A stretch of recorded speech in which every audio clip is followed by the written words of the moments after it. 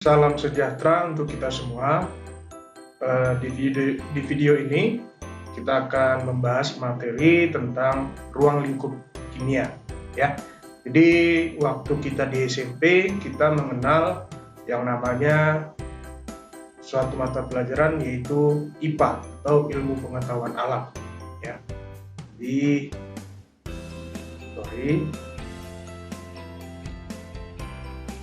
IPA itu nanti dibagi lagi ya, cabangnya itu ada yang namanya biologi, kemudian ada lagi yang namanya fisika, dan ada lagi yang namanya kimia. Nah, jadi ini 3 cabang dari ilmu pengetahuan alam. Nanti biologi ada lagi cabang-cabangnya ya. Begitu juga fisika dan kimia ada lagi cabang-cabangnya. Contoh seperti kimia nanti ada yang namanya kimia organik, kimia anorganik, biokimia, kimia analitik, dan kimia fisika ya, dan lain sebagainya.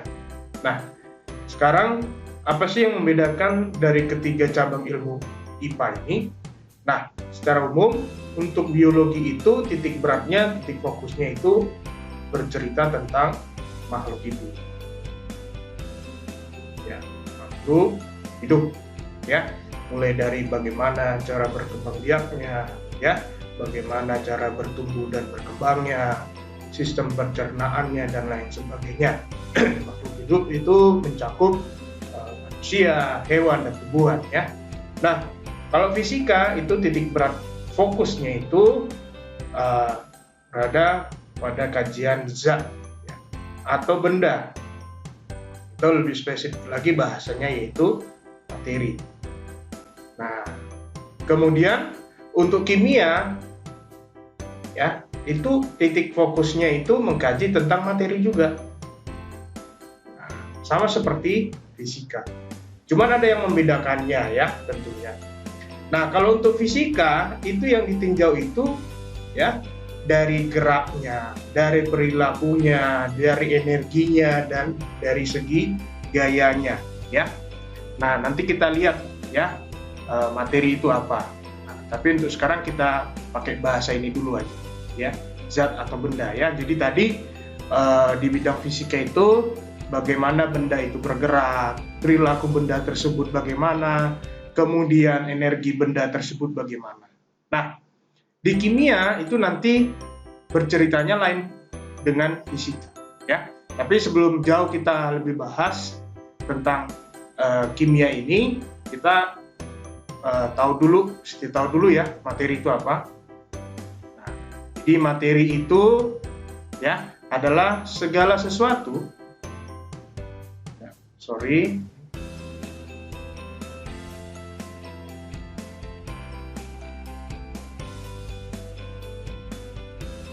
Ya, segala sesuatu yang mempunyai massa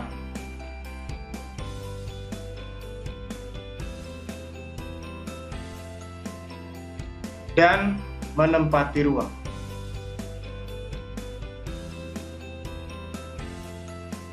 Oke, jadi segala sesuatu yang mempunyai massa dan menempati ruang. Contohnya seperti apa? Contoh seperti perangkat yang kamu pegang sekarang ini, ya. Seperti handphone atau tab atau laptop, itu adalah salah satu contoh dari materi ya. Jadi contoh tadi laptop ya, dia punya massa dan menempati ruang. Kemudian ada lagi misalnya contohnya ya, air itu termasuk materi. Kenapa? Karena dia memiliki massa dan menempati ruang. Contoh lagi adalah udara ya, udara walaupun tidak bisa kita lihat dia termasuk materi ya. Oke, jadi itu adalah definisi dari materi. Nah, jadi semua yang tergolong dengan materi nanti dikaji oleh fisika maupun kimia. Cuman tadi ada bedanya ya. Nah, sekarang bedanya fisika dengan kimia tadi, kalau fisika ya, materi itu yang ditinjau adalah gerak bendanya, perilaku materinya dan seterusnya. Lalu bagaimana untuk kimianya? Nah, untuk kimia yang ditinjau masih materi, cuman yang ditinjau adalah bisa jadi dari di sini ya, susunannya. Nah, susunan dari materi tersebut bagaimana, ya. Kemudian sifat materi tersebut, ya, bagaimana sifat-sifatnya. Kemudian struktur materinya. Nah, kemudian itu ada perubahan dan energi yang menyertainya, ya. Bismillah ya.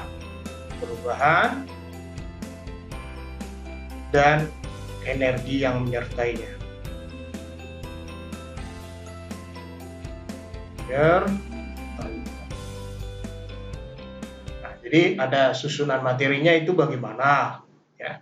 Sifat materinya bagaimana, kemudian strukturnya bagaimana, perubahannya bagaimana, energi yang menyertainya bagaimana. Nah, itu yang membedakan kajian fisika dengan kimia, ya. Oke, kemudian kita ingat kembali, ya, bahwasannya wujud-wujud dari materi ini ada 3, ya. Wujud materi ini ada 3. Yang pertama, tentu kamu sudah mempelajarinya, ya. Itu ada zat padat, ya, wujudnya wujud padat, ya. Wujud padat, wujud cair, dan wujud gas. Nah, jadi wujud materi itu ada 3, ya. Dan ini udah dipelajari di tingkat SMP, ya. Oke, sorry. Nah, sekarang bagaimana perbedaan-perbedaannya gitu, ya? Perbedaan dari wujud padat, cair, dan gas tersebut, ya. Nah, perbedaannya itu kalau dilihat dari bentuknya, kalau wujud padat, ya, wujud padat itu adalah bentuknya tetap. Nah, kalau cair bagaimana? Itu mengikuti wadahnya, ya. Mengikuti wadah. Jadi kalau wadahnya itu misalnya baskom, maka dia akan wujud cair ini akan mengikuti bentuk wadah dari baskom tersebut, ya. Kalau dipindahkan lagi ke misalnya ke gelas yang lebih kecil, ya tentunya bentuknya itu akan mengikuti bentuk dari gelas yang lebih kecil tersebut. Beda dengan wujud padat, ya, mau dipindah-pindahkan ke tempat wadah manapun bentuknya akan selalu tetap. Misalnya pena kamu taruh di baskom, kamu taruh di gelas, ya bentuknya itu selalu seperti itu saja, tidak ada perubahan. Begitu juga lah dengan wujud gas, sama dengan wujud cair, ya. Bentuknya mengikuti wadah. Nah, itu dari bentuk. Kemudian ada lagi dari sisi volume. Dari sisi volume, wujud padat itu volumenya tetap, ya. Sedangkan wujud cair itu volumenya tetap juga masih sama. Yang beda itu nanti yang digas, ya. Volumenya itu mengikuti wadahnya. Nah, oke. Kemudian ada lagi materi ini itu ada lagi bagian terkecilnya, ya. Dihapus dulu lah, ya. Jadi materi itu ada lagi bagian terkecilnya, itu nanti disebut dengan partikel materi. Nah, ini akan kita bahas lebih lanjut nanti di di video-video berikutnya, ya. Di bagian dari materi, bagian yang terkecilnya itu disebut dengan partikel materi. Nah, kalau kita lihat tadi balik lagi, kilas balik, wujud dari materi itu tadi ada 3, ya. Ada padat, ada cair, kemudian ada gas, ya. Nah, sekarang kalau ditinjau dari segi partikel materinya, ketiga wujud ini bagaimana perbedaannya? Nah, ternyata berbeda-beda, ya.